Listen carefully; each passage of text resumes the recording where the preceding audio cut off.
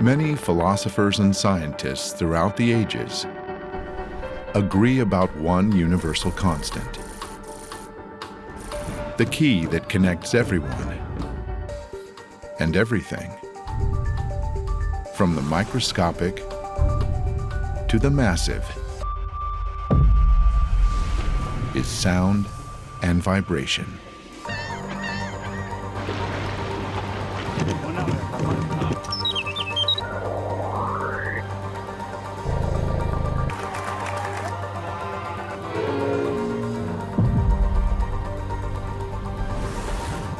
Nada Brahma is a term from the East, and it means the universe is sound, or the sound of Brahma, the all-creator, within which we live and move and have our being. There's a harmonic relationship ringing of all the spheres in space, from the very small to the very big. So think of all the protons ringing and all the electrons ringing and all the planets ringing and all the solar systems ringing, all the stars ringing, right, in a galaxy. And then the galaxies ringing in a supercluster. When we get to the universe, you can imagine we're many octaves past the proton, many. So clearly, we live in the music of the spheres. The music of the spheres is a really interesting concept that supposedly the ancient mystics, such as Pythagoras and even Kepler, the astronomer, were said to have understood, that they were able to hear the sounds of the planets.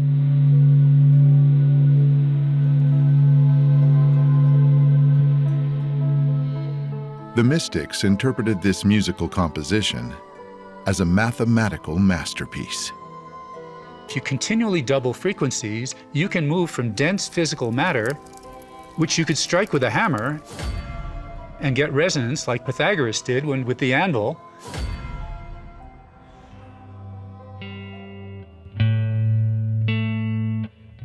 And you could then extrapolate. Doubling that frequency, I'm going to get this sound. I'm going to get that sound. I'm going to get that sound.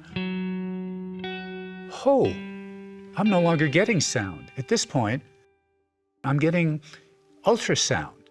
And then it's going to move into infrasound. And then it's going to move into something where you can see it instead of hear it. The law of octaves is simply doubling the frequency.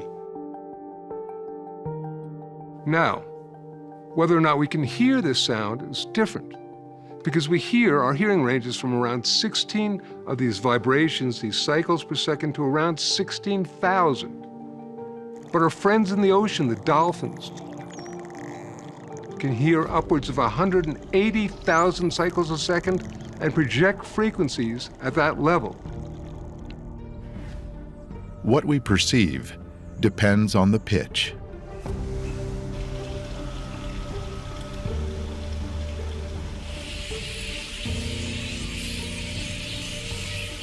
If we want to study the high-pitched sounds of bats or whales,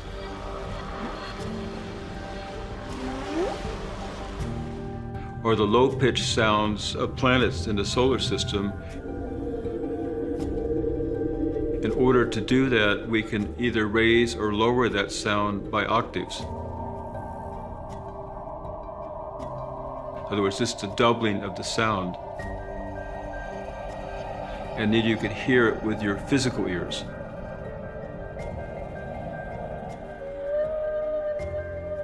In the study of whale sounds, to lower them an octave, you can then actually hear them and have an experience of them, whereas before you wouldn't hear them at all. The whales hear them, but we wouldn't hear them.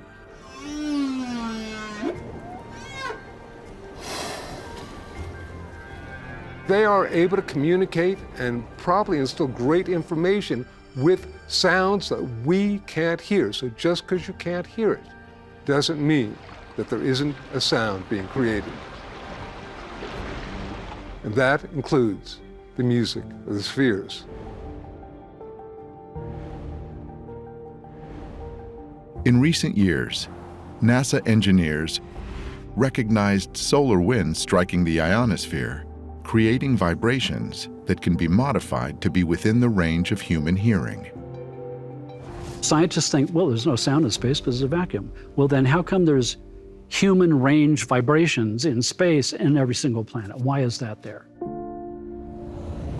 So NASA says, well, we don't know the answer to this question, so let's send Voyager through that ion field and record it and see what we get.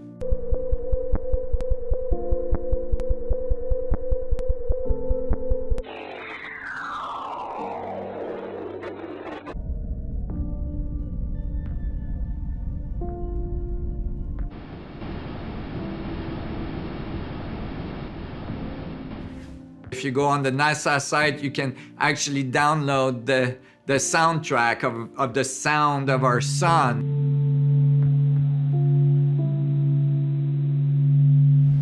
The sound of our planets like Jupiter.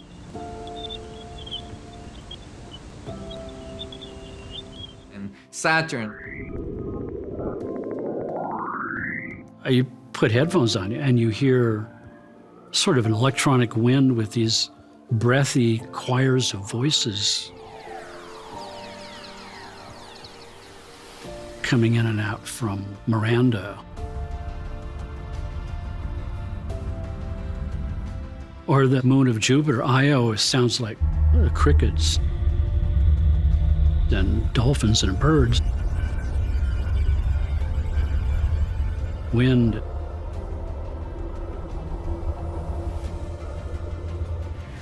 It's like, oh my God. And it has this effect on you. Physics allows us to better understand this cosmic soundtrack. All these things are giving you a sense, and certainly that was the sense that Kepler got, that there's a harmonic relationship ringing of all the spheres in space. The structure of space is not only oscillating, but it is circulating. It has movement. It produces angular momentum. Think of it as a fluid that's circulating. There's circulation outward, and there's inward circulation. If we listen closely, we can discover how these waves of sounds across the spectrum create recognizable patterns. Human voices, when you speed them up enough, they sound like birds. You speed them up, they sound like crickets. You speed them up, they sound like dolphins. You slow crickets down, they sound like birds. You slow birds down, they sound like dolphins. You slow dolphin down, they sound like people singing. It's like fractal reflections of the hologram of the universe that reflect boundless into the galaxies and the universe as a whole with patterns that are reflected in my brain networks, that are reflected in the quantum field. How is it that we interpret or give meaning to these fractal reflections? The holographic principle, as described in current black hole theory, says that information is encoded holographically on the surface of the black hole. Everything you see is the result, or everything you experience, including your own body, is the result of this holographic nature of space itself.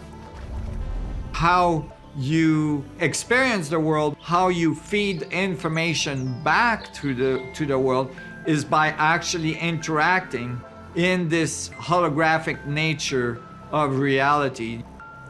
You are feeding information on surfaces across the universe, and The universe is feeding you back information in terms of your local experience through this holographic nature. The Hermetic principle, as above, so below, is another way to express this holographic reality.